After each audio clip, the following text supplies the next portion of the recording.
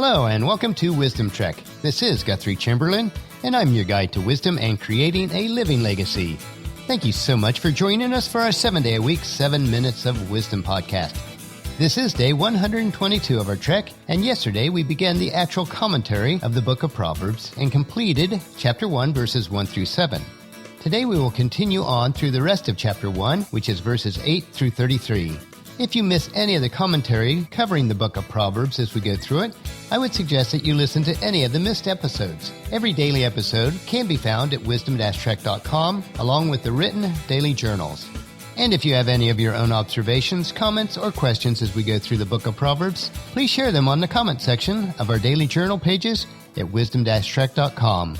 We are recording our podcast from our studios at the Big House in Marietta, Ohio. And today we worked all day at one of our client locations to assist them with processing and printing their customer billing.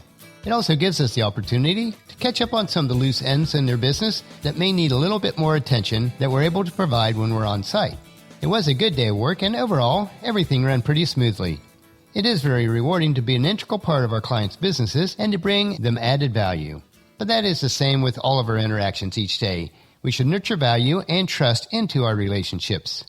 And during our trek through the book of Proverbs, we will learn the correct trails to take each day. Some of these trails may appear very difficult for us, as they will hit points in our lives that need correcting.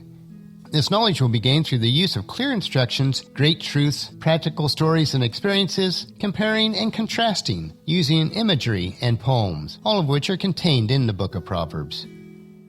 Using our skill of observation as we discussed yesterday, let us head out on our trek today and continue on our trail of discovering wisdom and lessons from two different perspectives or stories.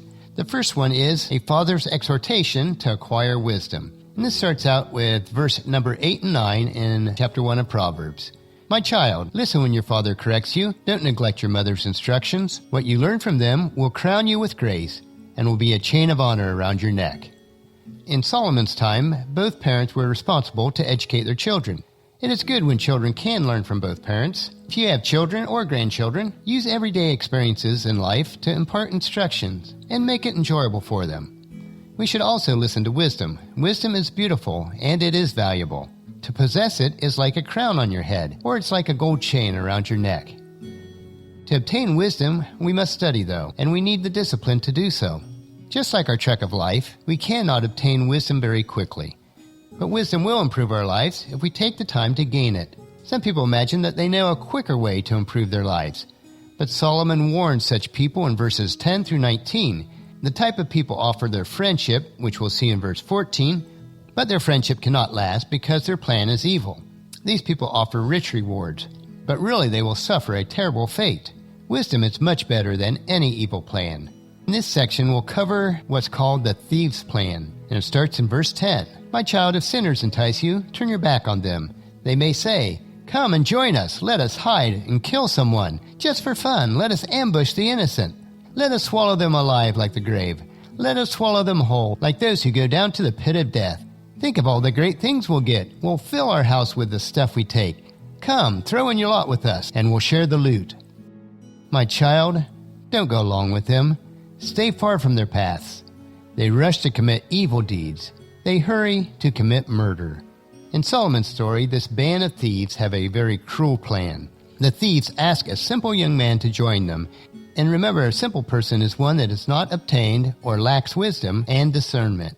So they ask this young man to join together with them as they attack someone else. The young man thinks that he and the thieves will soon become wealthy. But the young man doesn't realize the true plot. As we continue on in verse 17, if a bird sees a trap being set, it knows to stay away. But these people set an ambush for themselves. They are trying to get themselves killed. Such is the fate of all who are greedy for money. It robs them of life. The truth is this. The thieves also intended to kill this young man. This means that the thieves will keep all the money. They just needed another accomplice for their plan to work. Solomon's story here teaches us about evil behavior. An evil life is not fun. It may seem exciting, but it is very dangerous. An evil person risks a terrible end.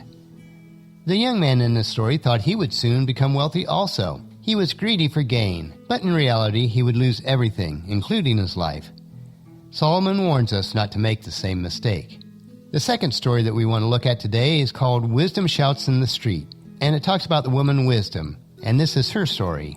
Starting in verse 20. Wisdom shouts in the street. She cries out in the public square.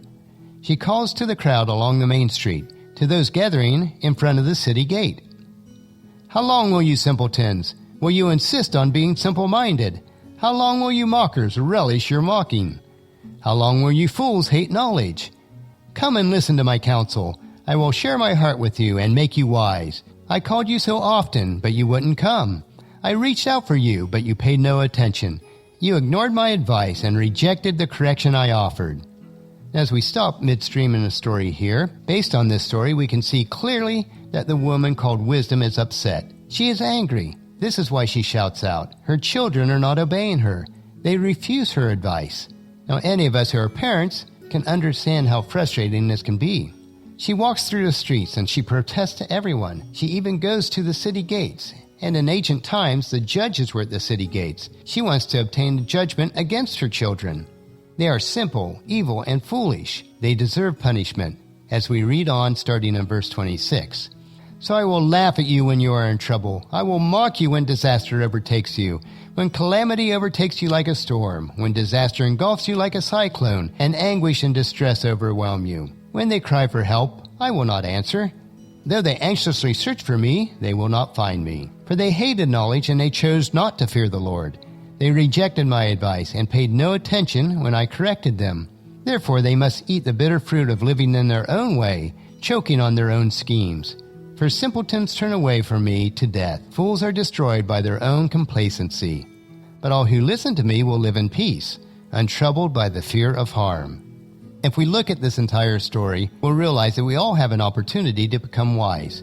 God will grant wisdom to anyone who asks, as is mentioned in James chapter 1, verse 5. If you need wisdom, ask our generous God, and he will give it to you. He will not rebuke you for asking. But if you ignore this advice and you choose not to obtain wisdom, then wisdom obtains judgment. In our story here, the punishment is severe. This is because they refused wisdom. They did evil things, and now they would suffer a terrible punishment. Their punishment is sudden like a storm. It is powerful like a wind. But if you think about it, most of our poor decisions are not a spur-of-the-moment decision. They are usually a bunch of little unwise decisions that we make over time. We're all like wisdom's children, and we can learn to be wise, or we can refuse to listen to these wise words. Wisdom begins when we respect God. If we respect God, then God will reward us. But if we choose to ignore that and do evil things, then we will suffer a terrible punishment because of it. We realize in life that everyone does evil things at times, so we must turn to God. We must be sincere, then God will forgive us and teach us his wisdom. He sent Jesus to take away our punishment for sin, and that will give us eternal life. Today, as we continue through our trek of Proverbs, we learn from our Father's exhortation to acquire wisdom, and we also learn from the woman called Wisdom. And both of these stories leaves us much to consider, so join us tomorrow for another day of Wisdom Trek, Creating a Legacy. Tomorrow we'll switch back to a topical search for wisdom nuggets. We will consider how our beliefs affect our decisions and how our decisions affect our outcomes. And that will finish our podcast for today. Remember to listen to your daily dose of wisdom at wisdom-trek.com, or you can subscribe at iTunes, Stitcher, or Spreaker. And please share Wisdom Trek with your family and friends so they can come along with us each day also. The journal for today's trek can be found at wisdom-trek.com. And I want to thank you for allowing me to be your guide, mentor, but most of all your friend, as I serve you through the Wisdom Trek podcast and journal each day. As we take this trek together, let us always live abundantly or fully, love unconditionally, listen intentionally, learn continuously, lend to others generously, lead with integrity, and leave a living legacy each day. This is Guthrie Chamberlain reminding you to keep moving forward, enjoy your journey, and create a great day every day. See you tomorrow.